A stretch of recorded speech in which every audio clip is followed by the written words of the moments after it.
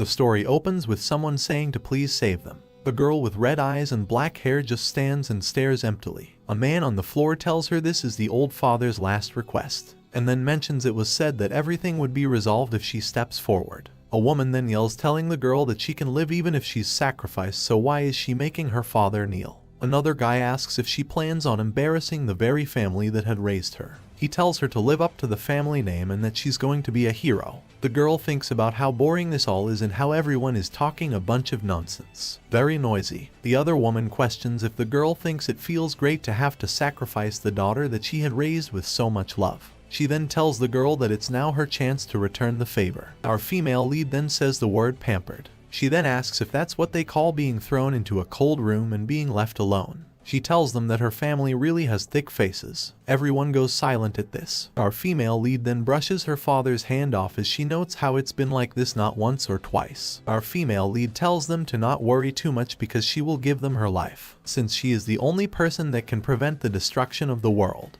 It is said that she is a person who has lived 99 different reincarnations. As her lives continues to accumulate, so does the mysterious powers that come with it. So saving the world at the cost of her life really is no big deal. It's not that she regrets her life or anything. As she looks out the window, she thinks about how those without conscience will always claim it's their fault. If she dies, she does not wish to see it. The father then thanks his daughter and mentions how now the family can be revived. She thinks about how they should stop playing family games that don't work, before then speaking up and saying that on Monday he had also kneeled down. Her hand then moves about as light starts to irradiate from it. She asks if they should pay that high price as well. Both her hands reach forward as a staff gets summoned out of thin air. The blue orb at the top shines ever so brightly. She tells them that the pitiful life where she will never be able to see their face again. She tells them to please preserve it well. All the others get confused at what's happening. He then finds a newspaper article before then getting stunned. On the page it mentions the hero who will save the world and the parents who had mistreated her. Someone then bursts into the room yelling to the master saying this is a big deal.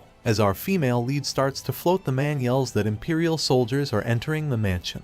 The father then yells for the girl to get back down here and asks if she thinks she can get away with tarnishing the family's honor. As she leaves and looks back at them, she then starts to think back to her first life. At one point in time, her parents were people who just wanted to start a family. They were just people that had viewed this as something on their bucket list. It would have been a shame to just have one kid, so she had a brother as well. Only issue was that the siblings would get very neglected. Despite not receiving any love from her family, she still liked her life. There was someone who had noticed her clumsy affection, and she also had friends who reached out to her. We see her friends yell no. Truck Kun appears to have rolled in again. As our female lead lays, she stares at both her friends who are in tears. As she lays, she thinks about how at least her friends are safe. On the threshold of turning 20, she had to say goodbye to life without even having gotten to experience the joy of completing the college entrance exam. Nothing enjoyable about that, in my opinion. As she stands, she mentions how it's purely her choice. The life that had followed was a world on the verge of destruction. The only hope to prevent that destruction was her death. She wonders if it's due to her sacrificing herself for her friends in the first life, but every life since she's been asked to sacrifice herself for somebody. By the 5th and 6th life, she had given up thinking things would be okay next time. But it kept happening all 99 times. As she holds her staff, she says this is boring. As she stares above the city, she mentions how there are no regrets she has in this life. She notes how in a previous life she had missed the deadline where she could have prevented the world's destruction. It's even more terrifying to see a world turned into chaos. The people look up wondering what that is. Our female lead mentions how it seems like having that much power made it feel like they were blaming her for not saving them. She mentions how no matter how insensitive she becomes, she does not want to see that again. Two kids look up at her as she floats far off in the distance. Our female lead mentions how in all her lives she has not been able to turn 20 yet. The average age she gets to is 17 years. Her staff then starts to flash up light, then descends down right in front of her like a heavenly beam. She mentions how she does not have any expectations and that it's just a habit now that she makes her simple wish. She is accepting her 99th life's end. The story then moves over to a mansion where the sky is bright blue and the flowers are in full bloom. A baby hand then rises up into the air. An eye starts to open as some ladies seem to be there for the baby. People are not frantic as our female lead mentions this cannot be. Someone says congratulations to a madam and that the young lady is born. This is the 100th life and our female had been hoping this would all end at the 3rd digit. She thinks about how crazy this is and how it's time to adapt. A maid smiles saying the girl looks just like the madam. Our female lead decides to just relax for now as she won't be able to use her strength until her 1st birthday. Someone then rushes right into the room. Someone says the master is her as the man says our female lead is his beautiful daughter. She squints wondering if this master guy is her father. She looks up nervously to see a very shadowy and angry looking person. As she looked at this face she noted how she had thought her life was ruined again. She wonders to herself what it will be this time. Neglect, mistreatment, a child with an ominous oracle. Her father reaches his hand out to grab her. Could it be her passing on right as soon as she's born? She mentions how up until this world falls apart again she cannot do anything. She wonders if she'll have to watch through everything again. A life that's falling apart right before her eyes. Just like the dust her soul is tied up. She cannot believe that she's had to watch it all. It's like a scene from a nightmare that she can never wake up from. She must keep watching until the world runs out. She mentions how she would have rather just lived, and to let her experience all the pain for herself. She then is stunned as the man then places his hand on her cheek. He cries as he says their youngest, and thanks her for being born safely, his baby. As she looks up she wonders what kind of situation this is. She then looks up to the mother. Her mom says our female lead is such a lovely daughter. Our female lead wonders why they all have happy faces and how drastic of a change this is. The mom then says the baby looks just like her. She then mentions how she hopes it's really good, and that her 100th life will be a quiet and peaceful one. The mother and father have a chat together before the name Anastasia is then said. It's her name and a pretty one at that. They tell her she will save this world and that it's the name of a hero. The baby is then stunned, noting the mention of saving the world and how her name is that of a hero. She thinks about the word hero and how every time it gets mentioned to her, she ends up living the most gutter-like life. She clenches her fist saying this is boring and that they will treat her like a hero again and make her sacrifice again. She thinks about how foolish it was to think it'd be different this time and that she's sure it's going to be even worse. She then yells that it's so annoying. As the father holds Anastasia, a young girl looks into the room. She looks in awe as she says the word sister. It has now been a month since Anastasia has been born. Amazingly, nothing bad has happened to her yet. She thinks about how she had been prepared for the worst the moment they gave her a hero name. But it's still far too early to relax yet. It had been like this in her previous life as well. She was told she was a child with God's protection and that her name was that of a hero. Those people were pretending to be nice to her, but at last, they had gotten afraid of her power and ended up mistreating her. In her mind it's like she is helpless in front of her parents as she wants to be recognized. This time now her parents are naming her after a hero and will likely force her to make sacrifices as well. She has no choice but to be on guard once again. She had already done what she could to find out more about her surroundings. The person with black hair and red eyes was her mother in this life. When given a pat by her mother she would fall asleep instantly. She has to be careful since if she shows any loopholes then she might get punished. Also, the person with a wolf-like appearance and with pink hair is her father. She recalls him asking if she's sad she does not get to see her father often. She mentions how he often speaks in a strange voice to her and wonders if it's a mental episode. And also, there is always someone that's near the cradle. A maid smiles brightly. Our female lead thinks about how they are putting surveillance on a newborn baby and how this is such a scary family. She then starts to recall how they had said her father was a duke, so it's gonna be more annoying that he's a noble. Some noises are then heard as the baby wonders what's going on.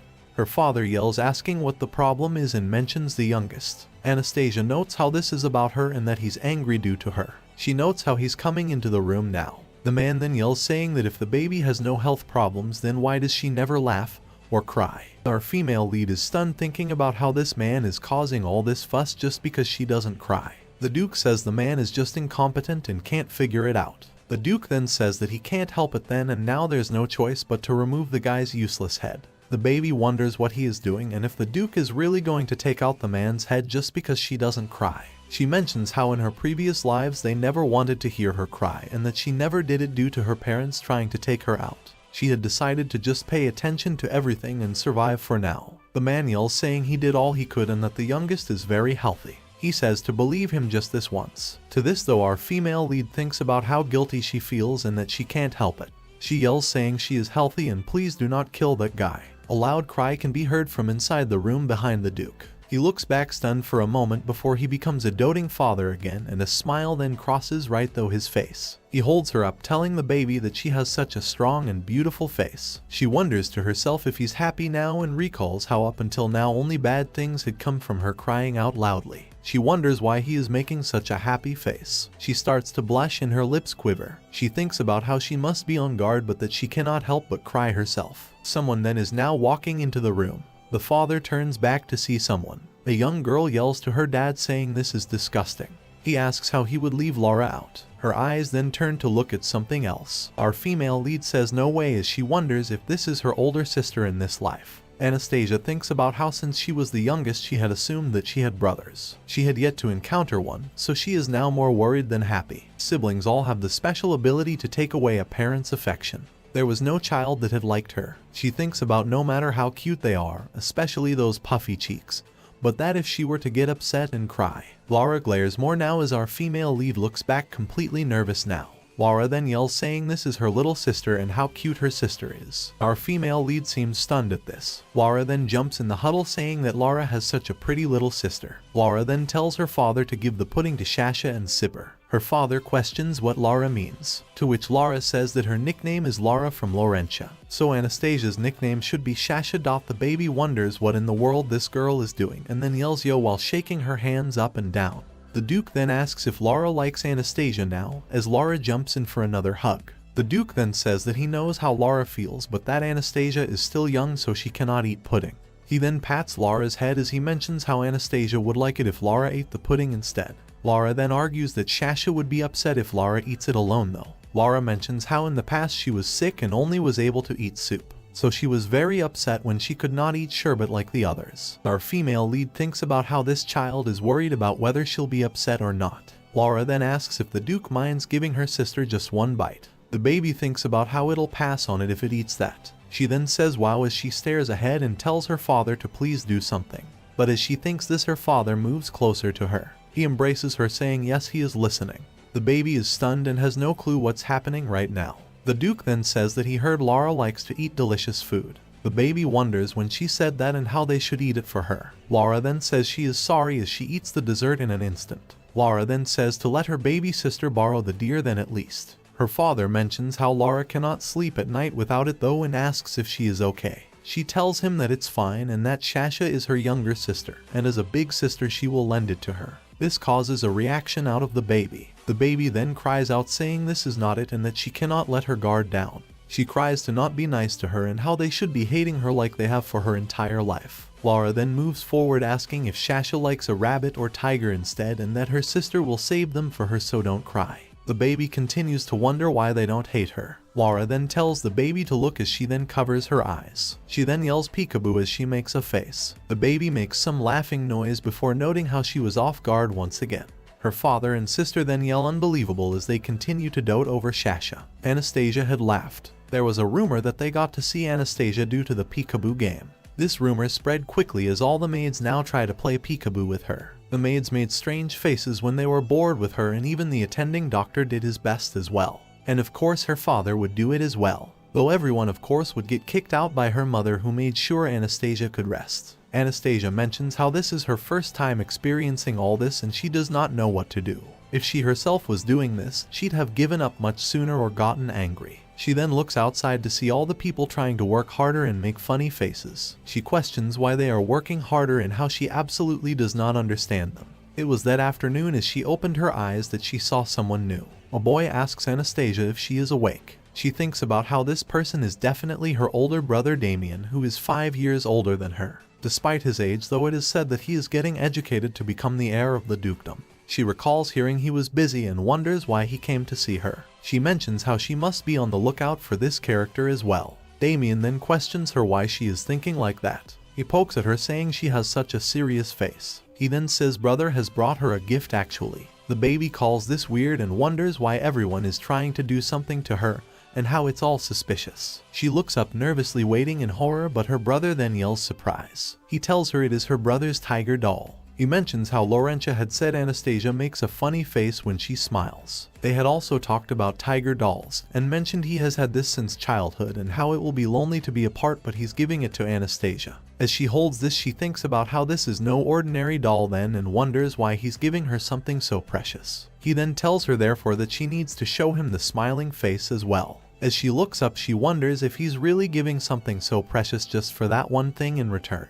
She then wonders if he's really saying that everyone just wanted to see her smiling face. She wonders to herself what the hell these siblings are. She wonders how important her laugh could be to these people. She then smiles and laughs as she holds onto the tiger doll that she was given. Her brother looks back stunned for a moment. He then smiles, saying that she really laughed, and calls her their Anastasia. It is said that throughout her many lives she had learned the hard way to always be on guard. She wonders, doesn't that mean a miracle of a good day should have come to her at least once? The family looks on from outside the door before they all then rush into the room and look over her. She holds back her smile as she thinks about how many times she's been disappointed, but that she still wants to hope. This is her 100th birth, and that these people, unless her family turns their back to her, she should at least live with a little motivation. The baby is fitted into a yellow dress while surrounded by multiple other dress options. She is then changed into the green dress. Finally, she sits staring with a blue dress on. The maids mention how cute the youngest miss is and how she looks like a snow fairy. The mother herself says her daughter is dressed like an angel.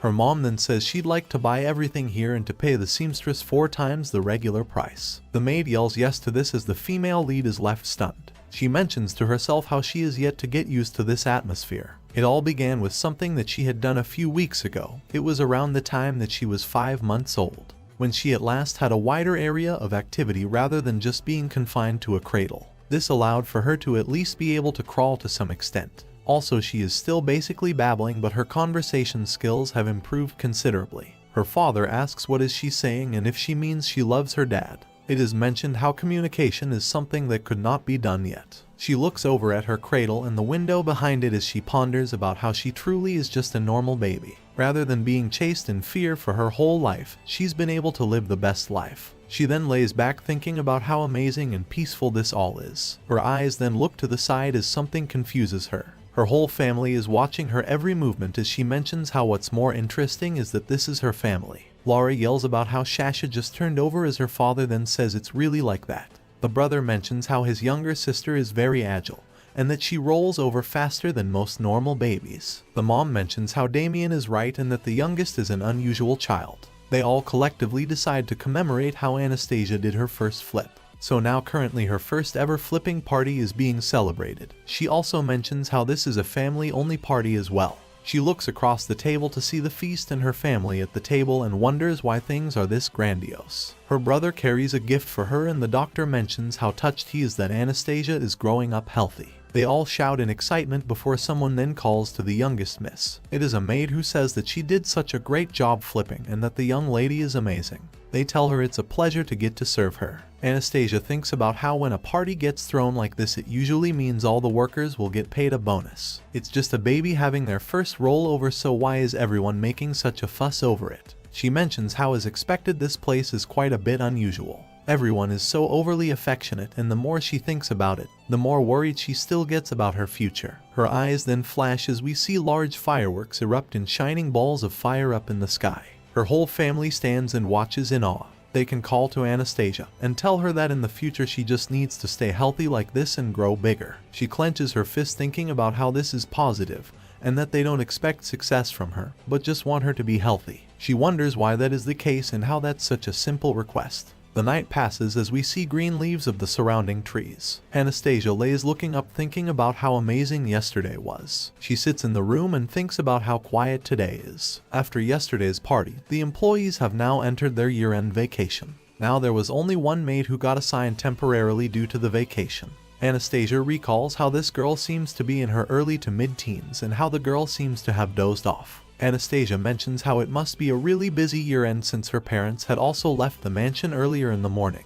Her brother is now taking an important class and her sister has fallen ill to the cold. She thinks about how she rarely gets an opportunity like this and she must use it to practice standing up at least a bit. Her goal for now is to climb up onto that sofa. She thinks about how she is not really trying to grow up too fast or anything, but she just feels like she wants to walk now. Her hand reaches up as she mentions how only a bit more. As she does so, the couch seems to be beneath her now. A new maid has appeared and asks the miss if she is having a good time. As Anastasia stares, she mentions how this is the first time she had ever seen this face. The maid says the madam had told her to bring the baby, to which Anastasia says boo. Anastasia wonders if her mom came back earlier, and how this maid has not even woken the maid assigned to her. She thinks to herself about how she'd experienced something like this once or twice, but that even if it's a maid, this is far too suspicious. She says no way before letting out a big old cry. She is then muted by the other woman as the maid says she will take care of her. The female lead says something non-monetizable as her hands then droop downward.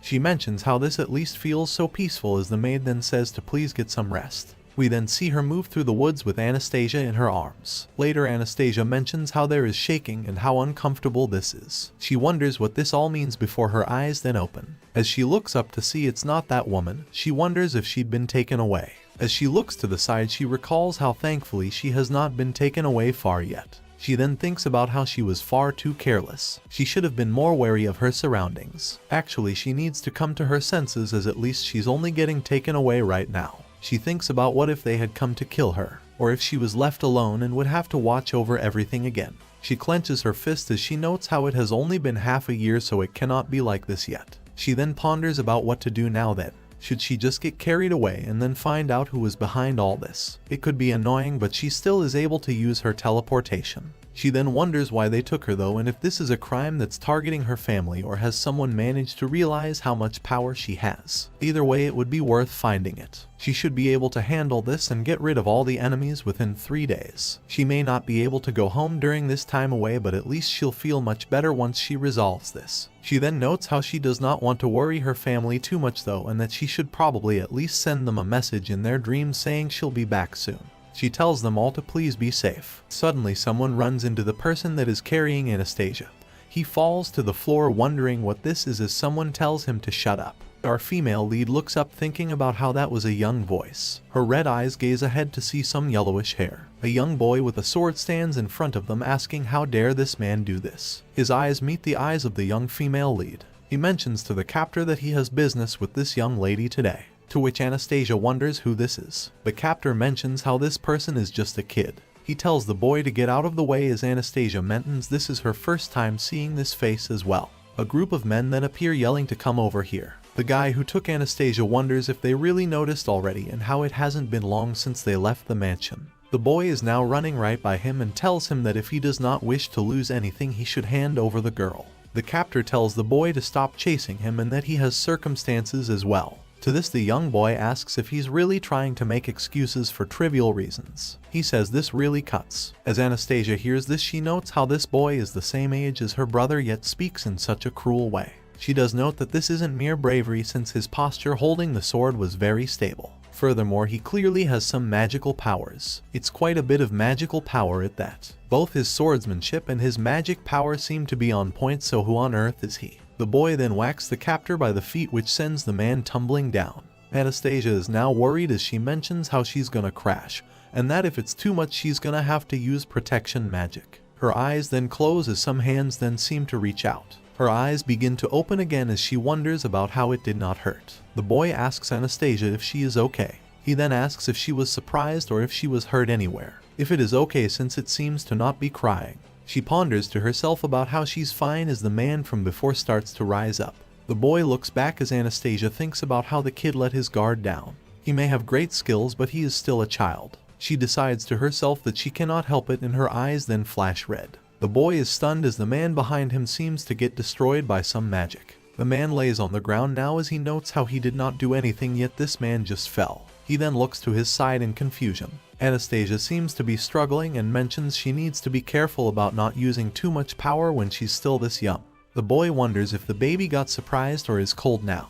He then takes up his cape before telling her it's okay and wraps it around her to stay warm. As he does so, she thinks about how cozy it is now. The people then scream for the princess and the little duke as the man from before gets apprehended. As Anastasia struggles, she thinks about how this might not turn out good. Someone then screams for Anastasia. Someone talks about how this may be a bit early since she is still young, but that since things have come to this, then they probably should hurry. Another responds that for the sake of the children they need to move quickly as possible. Anastasia now starts to wake up from all this. As she starts to see her parents, she wonders how long she has been out for. Both her parents cry her name in concern. She looks up, very red-faced, as she notes it's her father and mother. The father then yells that Anastasia is awake and to call the doctor here immediately. They then ask if Anastasia is surprised and mention how they wish they could have stayed by her side, but that His Majesty gave orders. In her mind, she notes how it was important though, since her father is the Duke. She notes how losing consciousness like this with just that amount of force meant the recoil was large due to her not preparing.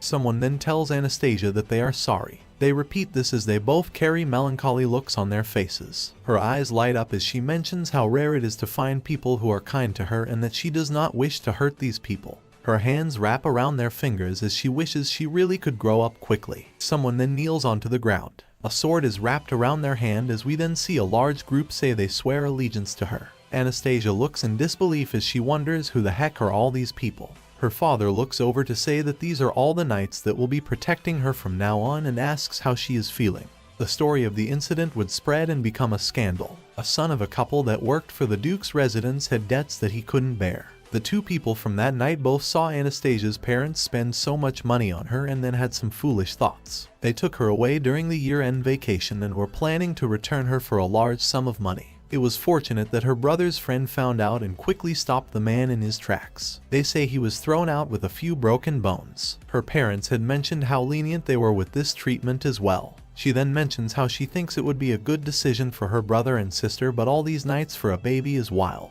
Her father then mentions how all these knights have sworn their allegiance to her. He tells his daughter to give all these guys some words of encouragement. She is puzzled as she wonders what her father expects from a 6-month-old. She notes how there is no way they could get encouraged by a baby in the first place. However, all the knights then yell please to the princess and lord. All of them look very happy. As she looks over, she mentions how this atmosphere just cannot be avoided. Her head then turns to the side as she tells them to please take care of her. This causes all the knights to be overjoyed and then yell they will do their best and hope to get along with her. After 1 month of getting the knights has passed, the number of people in her room has now increased. There are even 2 more people outside the room as well. As she grows, it gets easier to read signs, and after her first birthday it should be easy to gather info.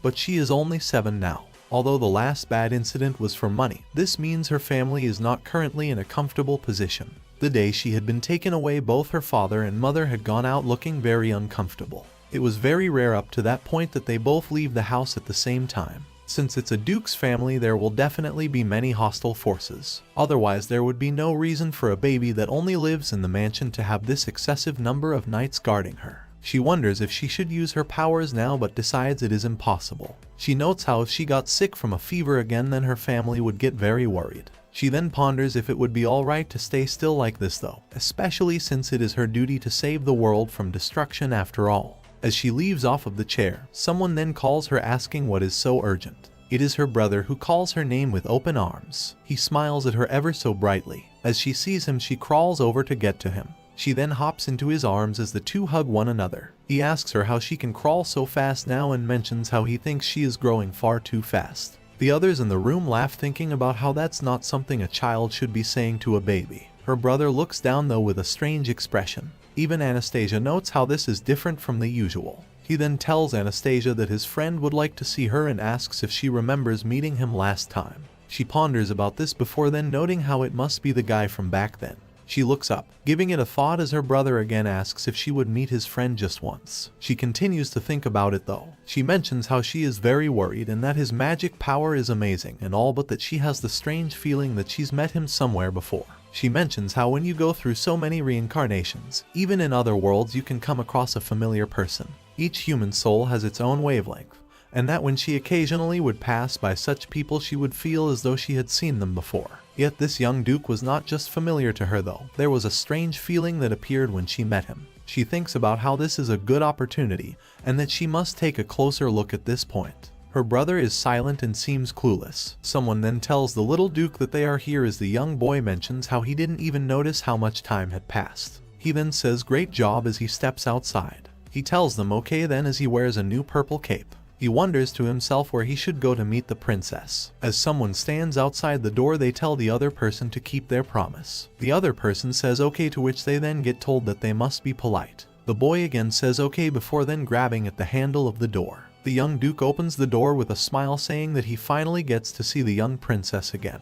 In front of him is Anastasia, who has two maids standing right by her side. She notes that he's finally here. He then goes right up to her, saying this is amazing and how tiny she is. They both lock eyes before she then thinks about how she had thought she would remember something if she saw him again, but she didn't. She had only met a few people over the course of 2,000 years, so she should have been able to recognize someone immediately. Damien then asks Mikhail what he is doing and that he is yet to introduce himself. Damien then tells him Anastasia is not a doll, to which Mikhail says she is still a baby though. To this, Damien says that Anastasia is the princess of their dukedom. As Anastasia sits listening, and she thinks about how strange it is her family gets excited for no reason sometimes. As she looks over, she mentions how her brother is acting like a child now. He had seemed like a person made of words before that was calm and dignified, but that she likes this right now as he appears more like her age. The young duke then says he will introduce himself then. He stands before Anastasia and then holds up her hand. He tells her that this is not the first time meeting her, but it is the first time coming to see her.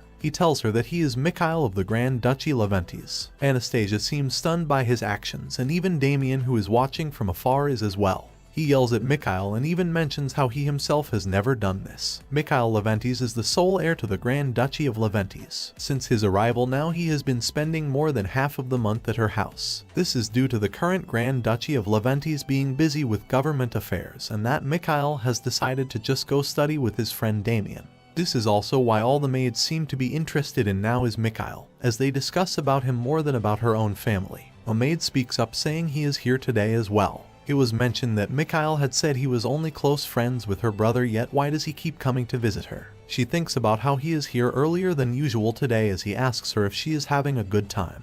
She then rubs her eyes as she mentions how cold it is. He apologizes to her, mentioning how he had to wash up first before going to see the princess. To this, she notes how he speaks very well and how as far as vibes go, he does not appear 6 years old. He calls her a cute baby before then handing over a red stone and telling her to take this and smile today. As he does so, she notes how it's starting again. Mikhail has started his gift offensive to win favor. A few days ago, he had asked the maids why the baby did not smile. The maids tell him the lady's smile is not someone everyone can manage to see, and that you can only catch a glimpse of it if you are very close to her. He asks if that really is true, and so after that day, Mikhail would start arriving here with things he thought would be good. Her brother tells Mikhail it's no use since Anastasia only smiles at her real brother. Laura yells, saying Shasha makes her laugh very often. Mikhail looked back at them coldly. He was so mad at her siblings' provocation that whenever he had the time, he would come to Anastasia and show her all kinds of things like jewelry. She turns her head now, wondering who brings these types of things to a baby. Mikhail asks if the little child is sighing right now. As she climbs up the chair, she mentions how growth has been very slow these days. She does mention how she might be making this excuse since she has yet to even know how to use magic properly. As Mikhail watches, she notes how that's just how the human heart is. She, however, does feel anxious since her walking and babbling have yet to improve, and that the people in this house don't seem to care about that. She recalls this being her 100th life and wonders if it's okay to be this late at things. She then gets confused as the red gem is dropped. She then starts to fall herself. The maid and Mikhail both yell in horror for the baby. Her behind touches the floor as her head continues to descend. Mikhail then lunges forward with his hands stretched all the way out. The maids run in, asking if the lady is okay, as Anastasia wonders if she lost balance. She wonders about the weight of her head, as Mikhail then says sorry and that he just wanted to give her the gem and did not know she would fall. She then looks to the side to see the gem on the ground. Now she realizes what had happened clearly. She thinks about how dare him and wonders if he's trying to make her feel embarrassed. She points her finger at him and then says she doesn't like him. The yell can be heard from all over the mansion. She continues to say it as the maids watch from afar. He then looks up, pointing at himself, and asks if she hates him. She turns her head and tells him to go away. He tells her he was wrong and that he thought she would look cute carrying a big ruby. The maid then mentions how amazing it is that Mikhail can understand what the baby is saying. As she looks, she mentions how this makes her even more annoyed and that this guy can interpret her babbling even better than her own family. She thinks about how her family might be upset at something like this. She then notes how he is kind for saving her, but that she does not want to make her family sad anymore. Mikhail then asks if she wants to walk and he can help her. She tells him no, to which he mentions how she is still small but can speak so well. She thinks about how annoying it is to be called small before he then tells her he can help since he's been able to walk since he was half a year old. This stuns her as she notes how she hasn't even been able to stand, let alone walk, in 7 months. He tells her that he has been really good at walking when he was a baby despite no real need for it. She calls this absurd but does say she is truly shocked. She then thinks about how this is actually her first time growing up normally, and how she has no tricks as a baby but does not want to live a rolling life. Yet she does not want help from this obnoxious guy again. He then offers his hand and tells her he can teach her. She looks up at him before then wondering what is with that smile. She wonders if he's following her brother's exact mannerisms. She reaches out mentioning she's not getting help because he resembles her brother, but that she just needs to grow up quickly, that's all. The maids say oh my to this. She thinks about how it's the first time she's seen his face like this. After a moment she then snaps out of it. She smacks at his hand thinking about how she wants to learn quickly. To this he tells her he can let her stand and even help her walk. He then pulls her hand as her eyes widen. He helps her stand up as he tells her to stand with her legs properly supported. As she does so, she wonders if it really was this easy to stand. He then asks if he was right when he said he'd let her stand. He then tells her since she's standing she can likely walk now as well. To this she thinks there is no way before she then takes a step. As she continues she wonders if she is really walking right now. Her face then has a smile as she says finally. Someone then drops their book saying the lady is taking her first steps and that they get to see it with their own eyes. Damien then calls to Anastasia. She notes it is her brother and wonders when did his class end. Mikhail tells him the youngest princess walks so well when he holds her hand. She wonders if this dude is making fun of her brother now. She then tells him to leave as Mikhail says she will fall again if she struggles. Damien then continues to walk over and then grabs his sister away. He then asks his sister if she fell and how did she fall. Mikhail tells Damien it was due to him and that he was giving a gift to the princess. Damien then asks if the reason his sister fell was because of him. Mikhail tries to say she did not fall too hard, to which Damien questions if Mikhail almost hurt her head. Anastasia wonders what is happening before Damien then tells Mikhail Leventis to never come visit Anastasia again. Mikhail tries to say it was not on purpose and it was not bad before Damien says to just go and how his sister would not be in danger had it not been for him. Mikhail has no words to say as Damien turns to the side silently. Anastasia thinks about how this is a much more serious fight than she thought it would be. Mikhail looks forward before lowering his head and saying yes, it would have been nice for Damien to have a younger brother. This makes Mikhail turn back speechless. Anastasia wonders how did things get so complicated. She thinks about how it would have been better had the two of them been like normal children. Both are better than kids their age and possibly even deeper than some immature adults. In this situation it would have been better to deal with this how a child would. She thinks about how if they leave it like this the rift will only deepen, and that she has no choice right now. The only way to solve this is by using that method.